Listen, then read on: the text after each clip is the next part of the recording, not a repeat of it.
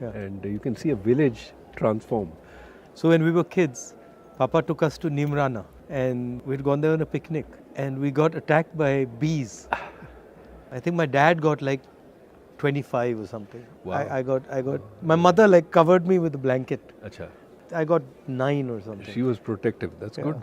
Yeah. Here there's Ranthambore. Have you been there? I have been to Ranthambore before. Of course, I came just for the yatra, so I don't see the safari. There's 16 cubs there now. So everybody who's going there is seeing 3 or 4 tigers. Right. So what is your view about what's going on economically in India, in the world? We were just discussing, the United States and China. So the next year is going to be more difficult than this one. Of course, this one had lots of difficulties with the war and all that. But because growth is going to slow in the world more generally, people are raising interest rates, that brings down growth. India is also going to be hit. Indian interest rates have also gone up, but Indian exports have been slowing quite a bit. And India's inflation problem is more a commodity inflation problem, vegetable inflation problem. And that is also going to be negative for growth. So I think that we would be lucky if we do 5% next year. See, the problem with the growth numbers is that you have to understand what you're measuring with respect to. If you had a terrible quarter last year and you're measuring with respect to that, you look very good. So ideally what you do is look before the pandemic in 2019 and look at now. And if you look at 2022 vis-a-vis 2019, it's about 2% a year. That's too low for us. And what do you attribute that to? Pandemic was part of the problem, but we were slowing before the pandemic. We had gone from 9 to 5. And we haven't really generated reforms which will generate growth. इसमें हिंदुस्तान में एक और चीज़ हो रही है, 4-5 पूंजीपति बहुत अमीर हो रहे हैं और हर बिजनेस में वो जा पा रहे हैं और बाकी हिंदुस्तान जो है वो पीछे रह रहा है. जो किसान हैं, गरीब लोग हैं, उनका एक हिंदुस्तान बन रहा है और फिर ये 5, 6, 10, 15 लोग हैं जिनका दूसरा हिंदुस्तान बन रहा है. एक के सपने पूरे हो रहे हैं, एक के सपने नष्ट हो रहे हैं. तो ये इनइक्वालिटी जो बढ़ रही है, इसके बारे में हमें क्या करना चाहिए? ये तो बहुत बड़ी प्रॉब्लम है. सिर्फ वो इंडस्ट्रियलिस्ट के बारे में नहीं है. ये जो अपर मिडिल क्लास है, उनका तो आय बढ़ गया है पैंडेमिक में, क्योंकि वो घर से काम कर सकते थे. और जो गरीब लोग हैं उनको फैक्ट्री में जाना पड़ता था और फैक्ट्री बंद हो गई तो मासिक आय नहीं आई उनको. तो ये डिवाइड जो है पैंडेमिक में बढ़ गया. और जो सबसे गरीब है उनको तो मिलता है ये राशन में, उनको सब कुछ मिलता है. जो अमीर है उनका कोई नुकसान नहीं हुआ है. जो बीच में है, ये लोअर मिडिल क्लास जो है, उनको काफ़ी नुकसान हुआ. नौकरी तो बंद हो गई, बेरोज़गारी बढ़ रही है, कर्ज बढ़ रही है, वो कर्ज ले रहे हैं, ब्याज दर अभी बढ़ रही है. तो उनका तो काफ़ी नुकसान हुआ है और उनकी तरफ हमें देखना है. और जो नीति हम बना रहे हैं उनके लिए बनाना चाहिए, क्योंकि दर्द वहाँ पे बहुत ज़्यादा है. और ये भी है कि आप जो कह रहे हैं कंसंट्रेशन हो रहा है ये जो इंडस्ट्रियलिस्ट का, उसको भी देखना है. हम कैपिटलिज्म के अगेंस्ट नहीं हो सकते हैं, लेकिन कंपटीशन के लिए हमें लड़ना है. मतलब मोनोपोली के खिलाफ हो सकते हैं. मोनोपोली के खिलाफ हो सकते हैं, लेकिन कैपिटलिज्म तो ये जो छोटे बिजनेसेस हैं वो भी अच्छे हैं देश के लिए. बड़े बिजनेस भी अच्छे हैं, लेकिन मोनोपोली अच्छा नहीं है. रोजगार एग्रीकल्चर सेक्टर से भी मिल सकता है. तो उसमें फूड प्रोसेसिंग है, उसमें कोल्ड चेन है, उसमें फ्रूट्स एंड वेजिटेबल्स का एक्सपोर्ट है, वो सब है. तो सेकंड ग्रीन रेवोल्यूशन भी हो सकता है, आपका कहना है? सेकेंड ग्रीन, एक नए तरीका का ग्रीन, नए तरीका का vegetables, milk, dairy products, poultry, ये सब हो सकता है. और प्रोसेसिंग करना है यहाँ पे, क्योंकि यहाँ का लेबर यूज़ करना चाहिए. और खेत के पास. और मेरे ख्याल में उसका भी एक ग्रीन कंपोनेंट है. अगर आप सब ये प्रोसेसिंग खेत के पास करते हैं, जो आप इधर उधर बेच देंगे, उसका वेट भी काफ़ी कम हो जाएगा ना. तो इसलिए एनर्जी कंजम्पशन भी कम हो जाएगा. और अगर हम आगे देखेंगे तो एनर्जी कंजम्पशन तो बहुत ही इम्पोर्टेंट चीज़ है और उसको कम करना चाहिए। और यूएस में क्या हो रहा है? यूएस यूएस में और बाकी दुनिया में क्या हो रहा है? अभी वहाँ पे तो महंगाई तो बढ़ रही है काफ़ी ज़्यादा, और महंगाई कम करने में ये जो सेंट्रल बैंक्स हैं वो कोशिश कर रहे हैं, वहाँ का आरबीआई, फेडरल रिजर्व या यूरोपियन सेंट्रल बैंक, और इसलिए ब्याज दर बढ़ा रहे हैं, और उससे तो उत्पादन की गति तो कम हो जाएगी। और इंडिया के लिए प्रॉब्लम ये है कि हमारे एक्सपोर्ट्स भी कम हो जाएंगे अगले साल, तो उससे तो एक्सपोर्ट्स तो काफ़ी कम हो जाएंगे और हमारा ग्रोथ, हमारा उत्पादन की गति भी काफ़ी कम हो जाएगी। जब मैं महाराष्ट्र से निकल रहा था तो वहाँ पे जो टेक्सटाइल इंडस्ट्री में काम करते हैं वो कह रहे थे कि बांग्लादेश ने अपनी एक्सपोर्ट पॉलिसी को बहुत अच्छी तरह यूटिलाइज़ किया है और उन्होंने एक्सपोर्ट पॉलिसी से अपनी पूरी वहाँ पे इंडस्ट्री को बहुत कम्पिटिटिव बना दिया। इसके बारे में क्या सोचते हैं? ये हमें करना चाहिए? ये कैसे करा जा सकता है? एक तो उनका सबसे इम्पोर्टेंट इंडस्ट्री है टेक्सटाइल्स। वो कपड़े बनाते हैं, और एक्सपोर्ट करते हैं, और उसमें उन्होंने 2-3 चीज़ किए हैं जो that has help them succeed. एक तो they allow big factories, not small factories, क्योंकि स्केल इकोनॉमीज की ज़रूरत है, तो they allow big factories. I think labour is largely women, so they employ a lot of women in the textile industry, and the policy is very predictable. It doesn't change. So that industry has just taken off because it's using low skilled workers. On my way I found out that जो बेल्लारी है वो jeans production का centre था और वहाँ पे 4.5 लाख लोग काम करते थे। कपड़ा गुजरात से आता था और स्टिचिंग बेल्लारी में होती थी और वो लोगों के घरों में होती थी। कोई एक पीस बनाता था, कोई सिलता था, कोई धोता था, वो पूरा डिसेंट्रलाइज था सप्लाई चेन। और जीएसटी और नोटबंदी ने उसको ख़त्म कर दिया और वो एक्चुअली वो इंडस्ट्री अंग्रेज़ों के टाइम से है। 4 लाख 4.5 लाख लोग काम करते थे, आज वहाँ 50,000 लोग काम करते हैं और वो सब मतलब ख़त्म हो गया। तो अपॉर्चुनिटी तो काफ़ी है, बट उसको फाइनेंस की ज़रूरत होती है, उसको सपोर्ट की ज़रूरत होती है। बहुत सारे क्लस्टर्स हैं हिंदुस्तान में जो अलग अलग चीज़ बनाते हैं, हर डिस्ट्रिक्ट में कोई ना कोई स्पेशलिटी होती है, तो उस पे फोकस करके, उनको मदद करके, उनको सपोर्ट देकर भी वहाँ पे इंडस्ट्री बनाई जा सकती है, बन सकती है। वो टेक्नोलॉजिकल सपोर्ट चाहिए, फाइनेंस, क्रेडिट लोन्स देना चाहिए उनको, और ये जो आप कह रहे हैं सर्टेनिटी अबाउट पॉलिसी कि ऊपर नीचे नहीं जाएगा ये जो पॉलिसी, एक दिन आप एक्सपोर्ट नहीं कर सकते हैं, एक दिन हाँ एक्सपोर्ट ज़रूर कीजिए, नहीं, स्टेबिलिटी। तो मुझे एक बात समझाइए, आप आरबीआई में थे, अब हिंदुस्तान में एक व्यक्ति 2 लाख करोड़ रुपए का लोन ले सकता है, मतलब उसको पूरे के पूरे बैंक का पैसा मिल जाता है, मगर जब छोटा किसान या छोटा बिजनेस वाला बैंक लोन लेने जाता है तो उससे बहुत सारे सवाल पूछे जाते हैं, और एक्चुअली बड़ा वाला भी ज़रूरी है, छोटा वाला भी ज़रूरी है, मगर छोटे वाले को बिल्कुल इग्नोर कर दिया जाता है, छोटे वाले बिल्कुल इग्नोर कर दिए जाते हैं। तो ये होता क्यों है और इसको बदला कैसे जाए?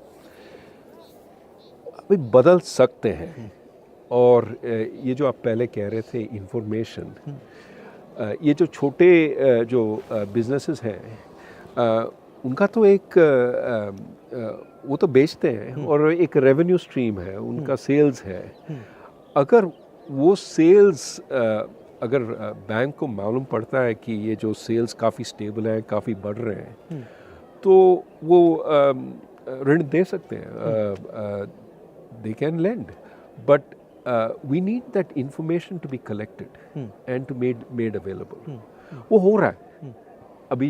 ये जो फिनटेक चल रहा है इंडिया में, उसमें they are starting to think about all this. But in India everything needs to be 10 times. But see, I don't know of a single Indian company that जो small medium company थी और अब बहुत बड़ी company हो गई, right? मगर अगर आप US में देखें तो छोटी सी कंपनी 5, 7, 10 साल में बड़ी हो जाती है.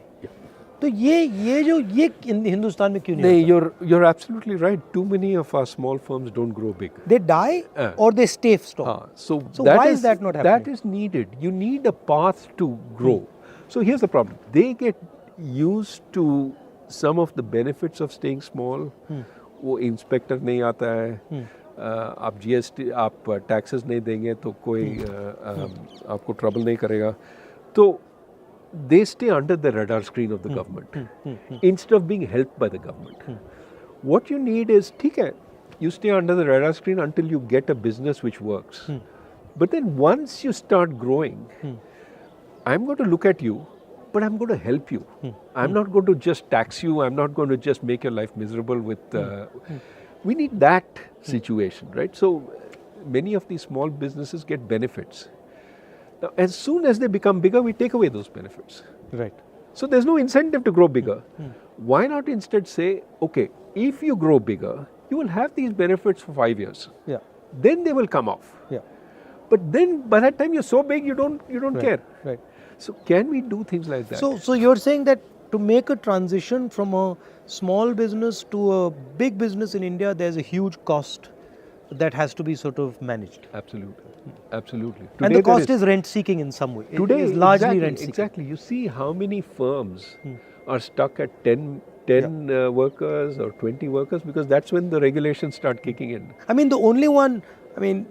was thinking about it, the only one I can think of the top of my head is Haldiram's, which went from being a small fellow and he scaled up, and there are a couple of them, but there are not as many as there should be. We need many Haldirams, right? We need many Haldirams, and of course we have some of our tech firms that have grown very, very big, but we need far more of that. And you're exactly right, it's the growth which creates the jobs. Small firms by themselves don't create so many jobs. It's when they grow that they create so many jobs. We need to make that possible. अच्छा, बहुत सारे किसान मुझे कहते हैं कि जैसे ही उनकी फसल आती है वैसे ही commerce ministry export import policy को ट्विक कर देती है और उनके दाम उसी दिन गिरते हैं जब उनकी फसल उनके हाथ में आती है. ये तो बहुत बड़ी प्रॉब्लम है. हम कहते रहते हैं कि हम किसान के लिए हैं, लेकिन जो एक्सपोर्ट पॉलिसी है और इंपोर्ट पॉलिसी है वो मिडिल क्लास के लिए, वो सिटीज़ में अर्बन मिडिल क्लास के लिए बनता है. अगर प्याज का दाम बढ़ जाता है तो हम इंपोर्ट करते हैं और बेचारा फार्मर जो किसान है के लिए दाम तो गिरते हैं. तो मेरे ख्याल में एक स्टेबल पॉलिसी होना चाहिए एक्सपोर्ट इंपोर्ट. हाँ, अगर दाम इससे बहुत ज़्यादा बढ़ जाता है तो इंपोर्ट तो कर सकते हैं. ये जो एक्सपोर्ट बैन्स है वो नहीं करना चाहिए, क्योंकि एक्सपोर्ट बैन्स तो किसान के खिलाफ है. अगर आप किसान को कहते हैं कि आप एक्सपोर्ट नहीं कर सकते हैं तो डोमेस्टिक मार्केट में उनको बेचना पड़ता है और दाम तो कुछ नहीं मिलता. So how does one think about this unemployment issue, because it's everywhere. You know, I speak to kids and I ask them what you want to do, and they only answer five things. You know, lawyer, doctor, IAS, military, engineer. And so the imagination is, for most kids in India, is that we can only do these 5 things. And then the other thing is, most of them are not hopeful of getting even those jobs. नहीं, बेरोजगारी तो बहुत बड़ी problem है. और बात यह है कि लोग सिर्फ सरकारी नौकरी चाहते हैं क्योंकि उसमें पेंशन है, ये है, वो है और सिक्योरिटी है. और वो ढूंढते हैं, इम्तहान देते रहते हैं. और आप जानते हैं कि बहुत ही कम लोग सरकार में काम कर सकते हैं. अगर आप पूरे जो नौकरी है सरकार में आप उनको अगर ओपन भी करते हैं तो ज़्यादा से ज़्यादा 1% 2% वहाँ पे एम्प्लॉय हो जाएंगे. तो इसलिए मेरे ख्याल में हमें प्राइवेट सेक्टर को बढ़ाना है, क्योंकि वहाँ पे नौकरी रोज़गारी आगे बढ़ा सकते हैं वहाँ पे. और एक तो प्राइवेट सेक्टर, एक एग्रीकल्चर में अगर हम टेक्नोलॉजी ले आते हैं वहाँ पे तो वहाँ पे भी नौकरी पैदा हो सकते हैं. और ये जो फॉर्मल सेक्टर है, हम सिर्फ मैन्युफैक्चरिंग को देख रहे हैं, ये PLI स्कीम वगैरह. लेकिन हमें सर्विसेज को भी देखना है कि क्योंकि सर्विसेज में नौकरी काफ़ी ज़्यादा नौकरी पैदा हो सकती है। और आप पहले कह रहे थे कि अब एक नए तरीके की सर्विसेज की नौकरी आ रही है। ज़रूर, आजकल ये जो कंसल्टिंग फर्म्स हैं वो पहले अमेरिका में बेचते थे अपने सर्विसेज और इंडिया में बैक ऑफिस का काम करते थे, ये पावर पॉइंट प्रेजेंटेशन ये वो। आजकल वो इंडिया में कंसल्टेंट्स एम्प्लॉय कर रहे हैं, वो कंसल्टेंट्स काम कर रहे हैं जैसे कि वो अमेरिका में हैं और प्रेजेंटेशंस दे रहे हैं जूम पे। They are actually as if they are working in America, which means they get much higher salaries. But इसके लिए अंग्रेजी की ज़रूरत है। अंग्रेजी की ज़रूरत है और हायर एजुकेशन की ज़रूरत है, और हायर एजुकेशन के लिए प्राइमरी एजुकेशन चाहिए, सेकेंडरी एजुकेशन चाहिए। तो अभी आप जानते हैं ये पैंडेमिक हुआ है और काफ़ी सारे बच्चे अभी स्कूल नहीं गए, 2 साल के लिए नहीं गए, ना सिर्फ सीखे नहीं 2 साल के लिए, लेकिन भूल भी गए। तो अभी देर 3 years behind there class, time ज़ाया हो गया उनका। हाँ, तो अब क्या करेंगे, हम उनको वापस ले आते हैं और we don't take into account कि they not able to deal with the class there in. So the problem is we're going to suffer. These kids are not going to be able to do the high quality work.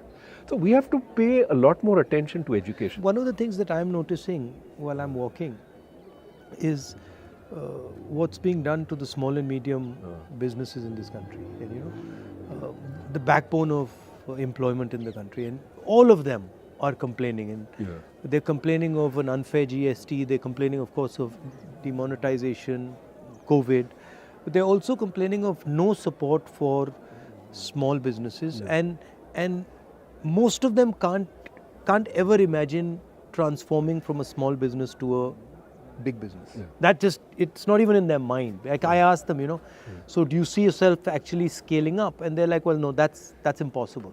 So how do you think about that issue? No, so we have gone about this process of maybe unintended formalization.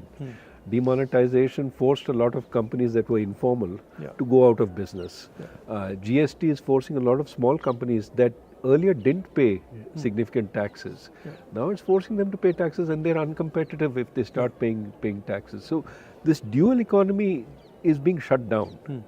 And of course, you need to create some reason for them to become formal. If, for example, they could get more credit from the bank as they became more formal, they could show their receipts, they could show but credit is also very slow right now. So the benefits of formalization are not there, the costs of formalization are there, and so many of them are hurting. Now what is true is as they shrink, our bigger firms are doing very well because they are occupying some of the space. So in a sense the inequality between firms is increasing. You look at profitability amongst the big firms, it's very good, and they could also raise money during the pandemic, which our small firms couldn't. What you want is to give the small fellow a chance to sell and not put a whole lot of burden on him. The big fellow can take care of paying the taxes and all that. तो ये अगर आप हिंदुस्तान की history देखें, एक बहुत क्रांतिकारी कदम स्वतंत्रता आंदोलन से आया, उसके बाद हरी क्रांति हुई, उसके बाद सफ़ेद क्रांति हुई, उसके बाद जो कंप्यूटर रेवोल्यूशन हुआ, तो अब क्या रेवोल्यूशन हो सकता है? 2 तरह के रेवोल्यूशन है। एक तो मैं अभी हम बात कर रहे थे सर्विस रेवोल्यूशन, हम यहाँ से अमेरिका में काम कर सकते हैं without going to America, okay, that is one. जैसे डॉक्टर हैं, they can provide telemedicine services to the US and earn a lot of foreign exchange. Our service exports are 250 billion. Just grow that. That will make us a superpower in exports. So एक वो है. दूसरा ये है, आप हरी क्रांति के बारे में बात कर रहे थे, ग्रीन रेवोल्यूशन, लेकिन we have a new kind of green revolution. Yes, sustainability, emissions. If we push on that, we can be at the frontier, building windmills, building solar plants, making our buildings green. And the most damage from climate change will be in South Asia. Yeah. You've already seen Bangladesh suffer, you've seen Pakistan suffer. India is not far behind. We occupy the same territory. So we have to push very hard for a green revolution elsewhere, but also we can be at the forefront because everybody is trying to